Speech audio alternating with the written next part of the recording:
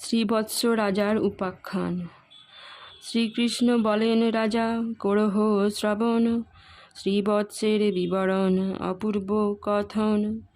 পূর্বে চিত্ররথ ছিল পৃথিবীর পতি, শ্রীবৎস যে হয় পরে তাহারও সন্ততি। একচ্ছত্রে ধরণী শাসিল নরপতি, রতিপতি সমরূপে বুদ্ধে বৃহস্পতি।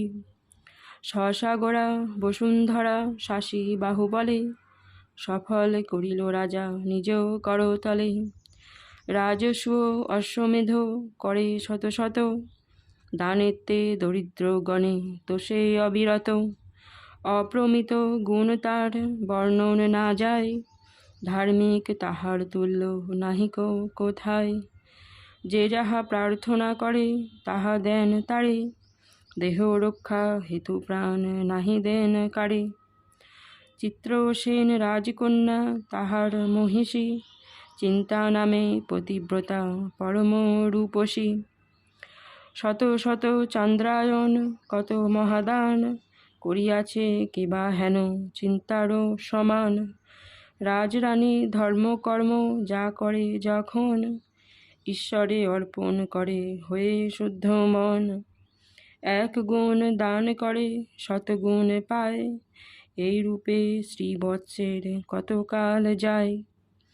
শুনো সে অপূর্ব কথা ধর্মেরও নন্দন, তারপরে হইল দেখো দৈবেরও ঘটন। একদিন লক্ষ্মী আর শনি মহাশয়, উভয়েতে বাকযুদ্ধ হয় অতিশয়। লক্ষ্মী কহে আমি শ্রেষ্ঠা সকল সংসারে, স্বর্গমত্ত পাতালেতে কে ছাড়ে আমারে। কেমনে বলিলে শনি তুমি শ্রেষ্ঠ জন, ত্রিভুবন মধ্যে তোমা কে করে অর্চন। এই রূপে দুইজনে হইল অকৌশল, পণ করি দুইজনে আসে ভূমণ্ডল। লক্ষ্মী কহে শ্রীবৎস নৃপতি বিচক্ষণ, ইহার মধ্যস্থ তবে হোক সেই জন।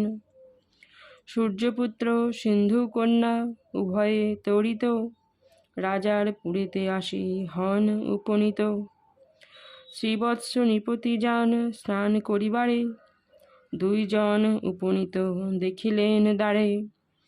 দেখি ব্যস্ত নরপতি রহে জোর করে, প্রণাম করিয়া কহে মৃদু মৃদু স্বরে। কি কারণে আগমন হয়েছে স্থানে, শনি কহে কার্য আছে তব সন্নিধানে। আমার দুয়ের মধ্যে শ্রেষ্ঠ কোন জন, বিচারিয়া কহ রাজা তুমি বিচক্ষণ। এত শুনি কহে রাজা বিনয় বচনে, মীমাংসা করিব কল্য যাহা লয় মনে। এই বাক্য কহি দোহে করেন বিদায়, স্নান করি নিজালয়ে আসেন নৃপরায়। রানীরে কহিল রাজা এই বিবরণ, শুনিয়া হইল রানী বিষণ্ণ বদন। অমরে অমরে দ্বন্দ্ব করি দুইজনে, মনুষ্য মধ্যস্থ মানি আসে কি কারণে। ভালো তো লক্ষণ রাজা নহে এ সকল, না জানি কি হয় বুঝি মম কর্মফল। রাজা বলে চিন্তা দেবী চিন্তা করো মিছা, হইবে যখন যাহা ঈশ্বরেরও ইচ্ছা।